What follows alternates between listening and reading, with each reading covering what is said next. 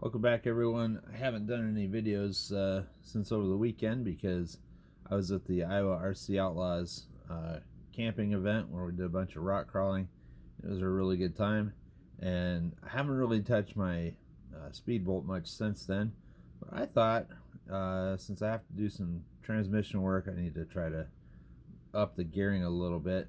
I thought, why not throw some stock-ish gearing back into the transmission, and let's find out if the Speedbolt is still a legitimate crawler. You'll notice on the bottom here that I have reconnected the front drive shaft on the Speedbolt, and just so you can see, it still has the Enduro 24 axles. It is the Speedbolt. There's no question about that. Has the wing, has the front bumper we talked about, has the sway bar, everything that even the penny on the back that won't come off for some reason. This is still the Speedbolt, so let's go see if it'll crawl. This is kind of a specially built area that is set up for the Speedbolt to show you that it is still a rock crawler. Its long wheelbase doesn't always help it, but that's one of the misconceptions of long wheelbase, whether some people just think is great. Well, depends. If you're trying to climb, it's fantastic. If you're not, then it just bottoms the car out too easy. The whole point to this is just to show you that it can still crawl as a land speed record car.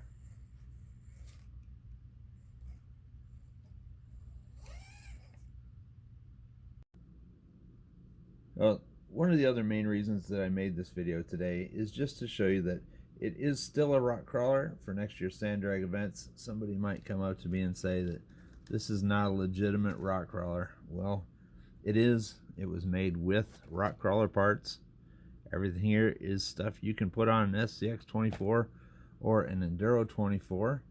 I have made some parts, but they were bolted to the chassis. The chassis is still an SCX24. The axles are Enduro 24. The links are a combination of Enduro 24 and SCX 24 because I had to do some cutting and pasting to make sure that everything lined up fairly well. The roll cage, even though it looks different than a stock vehicle, is basically two cut up deadbolt roll cages that I combined in an interesting way that I think looks cool. And I mean, how can you argue with that? That's pretty cool. I'm pretty proud of it. I found out that that weak dog bone I had, which side is it? This side. Maybe it's both sides now. I did break it off.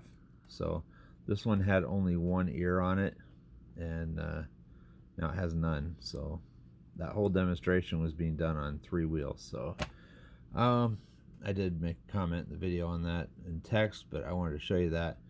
Yeah, I'm gonna need a new center axle for this, and that's gonna be a pain in the butt because from a previous video you saw that I glued the stack on that holds the servo, and in doing so I basically glued that entire diff together, and you cannot change the axle without splitting the diff. So I'm probably gonna have to buy a whole new front diff or find the one that I lost. I still haven't found that, but I've got to work on some gear ratios and things like that, and later on hopefully I might have to make some parts to make what I need happen, because I want to up the gear ratio again, and I can't do that currently. So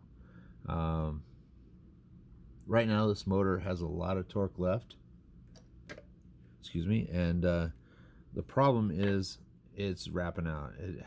It's hitting top RPM, still has a lot of torque left, but it's out of gear. So I need to figure out how to bring the gearing up on it, and until I can do that, 35.5 is as fast as I can get this thing to go. So I'll see if I can't find another solution to a problem that I didn't know would exist, But when you do things that were not intended, you have to face things you never expected. So we'll talk to y'all later.